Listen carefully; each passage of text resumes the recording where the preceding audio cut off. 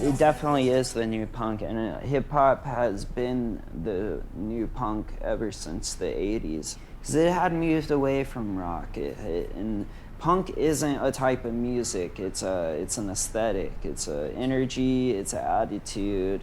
Everything's kind of being homogenized to be rooted in current trap trends, you know? But then we have what Peep was doing kind of interlaced between this new trap, melodic trap. Apparently I got a Wikipedia page. I was looking at my Wikipedia page. The genres was like alternative rock, like R&B, hip hop, trap, emo, pop punk. So they don't really know what to call it, you know what I mean? People don't realize actually how hard it is to take an established style of music or styles of music and combine them together and make them be something new. And that's what the greatest stars of the world did. You know, you could talk about Prince, for example, and if he's taking from the Beatles and Jimi Hendrix and Parliament and Funkadelic and others and mixing it together and it becomes Prince. It's like, Little Peep was a guy who was fascinating to me because he was basically doing the same thing. If he was taking Green Day and My Chemical Romance and his favorite trap and hip hop music and marrying those styles to create something new, you gotta kind of be a genius to be able to do that kind of stuff and make it work, and he was.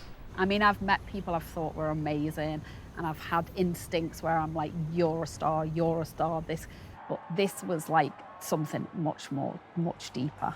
And I knew that at the time.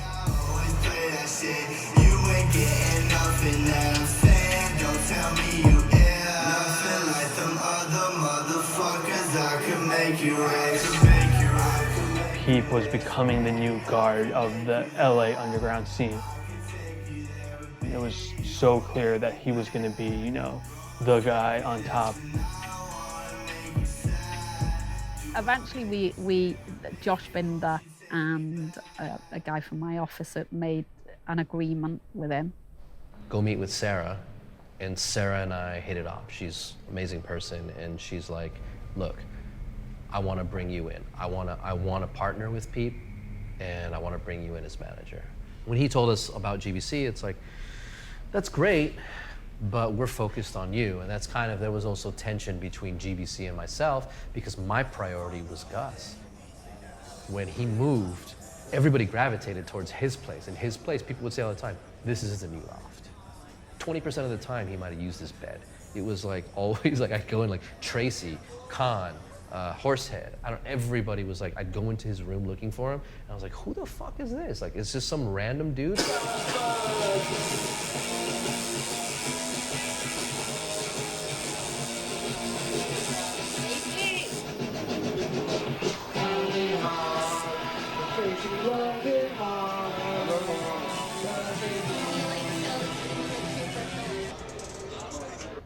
He called me like the next day, like, yo, put another sample over that and find another D Days Grace song. And I was like, really? Okay. And I did it. I found a cool one, and then I brought it to him. I was in a room laying on the like futon, a little futon. I had him there like this, and they're recording. I'm like sick, having anxiety attack because I've been up so long, and I'm like, we're just doing too much. I'm like thinking in my head, like, I'm going so hard, making so many beats. And all of a sudden I hear, switchblades. Cocaine. I'm like, yo, what the fuck? Cocaine all night long. When I die, bury me with all my ice on. When I die, bury me with all my ice on. When I die, bury me with all the lights on. Lights on, night lights. Close up, baby, I got good wine. When I die, bury me with all my ice on. When I die, bury me with all the lights on. Lights on, night lights.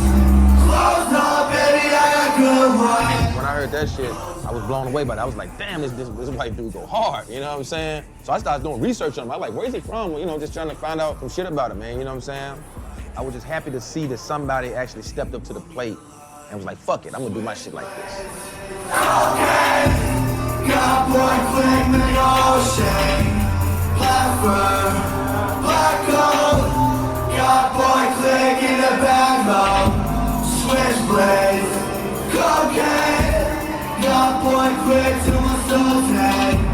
black jeans, half black clothes. Got point click in the